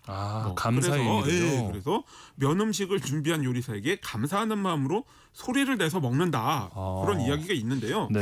뭐 사실은 다 근거가 없다고 합니다. 찾아보니까. 그래요? 네. 예, 뭐 거기에다가 한편으로는 소리를 내면서 면을 빨아들이면 공기가 이제 같이 들어가서 면의 맛을 더 즐길 수 있다. 그런 얘기 들어본 것 같아요. 이런 얘기가 있는데요. 그건 이제 사실 올리브 기름이나 와인 같은 그 액체를 본격적으로 이제 그 시음을 할 때 직업인들이 공기를 불어넣기 위해서 이제 소리를 막 내고 그러는 게 그런 테크닉이 있습니다.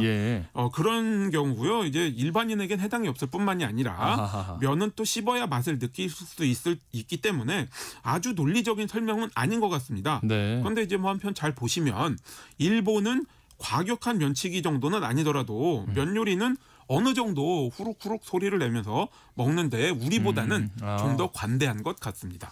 그러니까 우리 고유의 식사 예절로 봤을 때는 소리를 내지 않고 먹는 게 맞다. 뭐 이렇게 정리를 할 수 있겠는데 우리 조상들은 그러면 언제부터 이 면 요리를 즐겨 먹었을까요? 네, 물론 추정이긴 합니다만 대략 삼국시대부터 먹었다. 그런 이야기가 있긴 합니다. 네. 사실 지금도 국산 밀 자급률은 2% 수준이에요. 네. 그래서 우리나라는 뭐 쌀문화권이죠. 네네. 고려 시대까지만 하더라도 밀가루가 귀해서 성례 때나 먹을 수 있었다고 합니다. 네. 그러다가 이제 조선 시대로 넘어오면서 뭐 재배량도 늘고 등등해서 국수가 일상 음식으로 본격적으로 자리를 잡았다.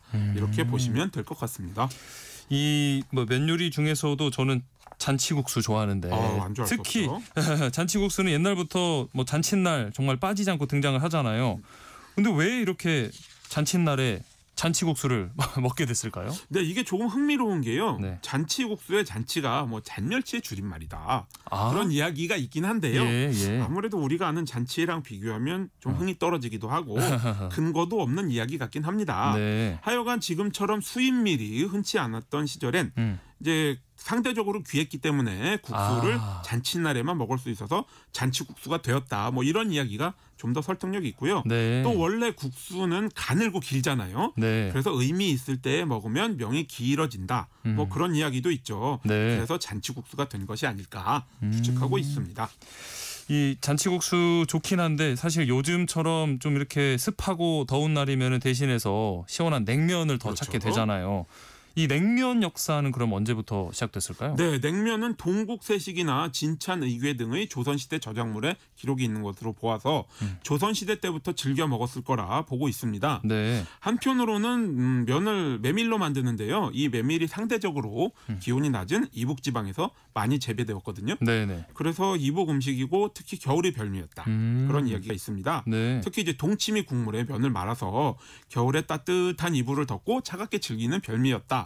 그래서 이게 평양냉면의 조상이었 같은 역할을 했다. 뭐 그런 이야기가 있죠. 근데 그때 냉면 맛하고 지금 냉면 맛은 아마 좀 많이 다르지 않을까 싶은데 시간 지나면서 다양하게 또 발전을 했겠죠. 그렇습니다. 네, 사실 특히 이제 한국, 특히 남한의 냉면은 일제 강점기에 그 MSG라고 하죠. 네. 화학 조미료. 좀 더 정확하게는 발효 조미료가 등장하면서 본격적으로 형성 및 완성이 되었다. 이렇게 보시는 게 정확합니다. 네. 이제 우리가 고기를 삶아서 국물을 내기도 하지만 이 조미료를 첨가하면 맑으면서도 감칠맛 나는 국물을 만들 수 있거든요. 네네. 그래서 이제 당시에 굉장히 파격적으로 꼭 써야 하는 식재료로 인식이 되었고 네. 덕분에 이제 냉면 문화 굉장히 꽃을 피워서 배달부들도 엄청나게 많았다고 합니다. 이 냉면 때문에. 냉면 배달이죠. 네.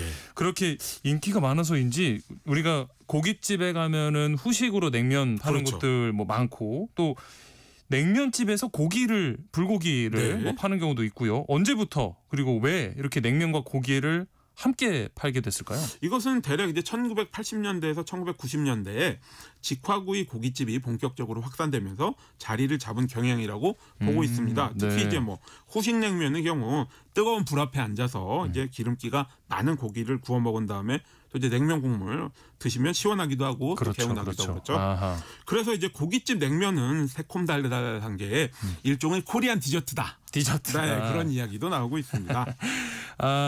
뭐 디저트 말고 메인으로 또 많이 찾는 게 냉면, 평양냉면인데 저도 참 좋아하는데 네네.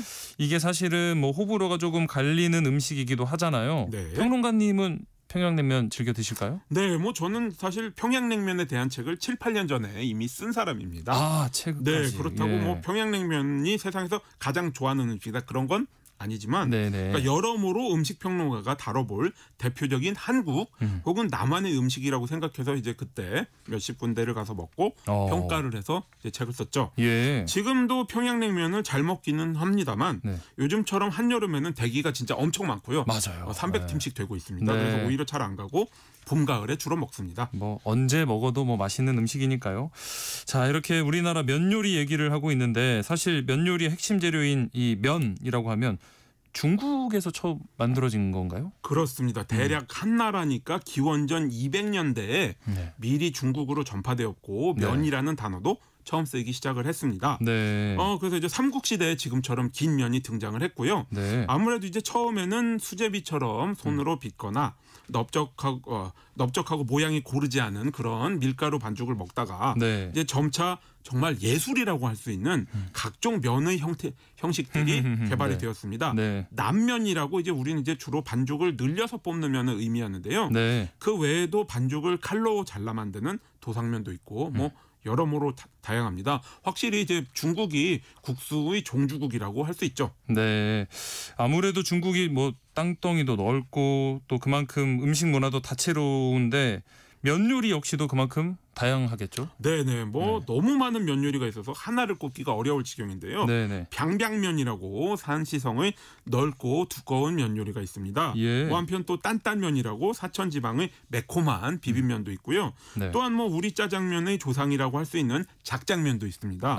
제가 점심을 먹고 왔는데도 이 면 이야기를 하니까 입에 막 침이 고이네요. 네, 아마 방송 들으시는 분들도 오늘 저녁으로 아니면 아직 식사를 못 하신 분들은 점심으로 면 요리 어떨까 생각들 많이 하실 것 같은데 한 끼실로 이용재 음식평론가와 함께 이야기 나눠봤습니다. 오늘 말씀 고맙습니다. 네, 감사합니다. 세상의 모든 정보 오늘 여기서 마무리하겠습니다. 끝으로 윤보미가 피처링한 윤현상의 밥 한 끼 해요 함께 들으시고요. 저는 내일 다시 찾아뵙겠습니다. 행복한 오후 보내세요. 지금까지 아나운서 임지웅이었습니다. 고맙습니다.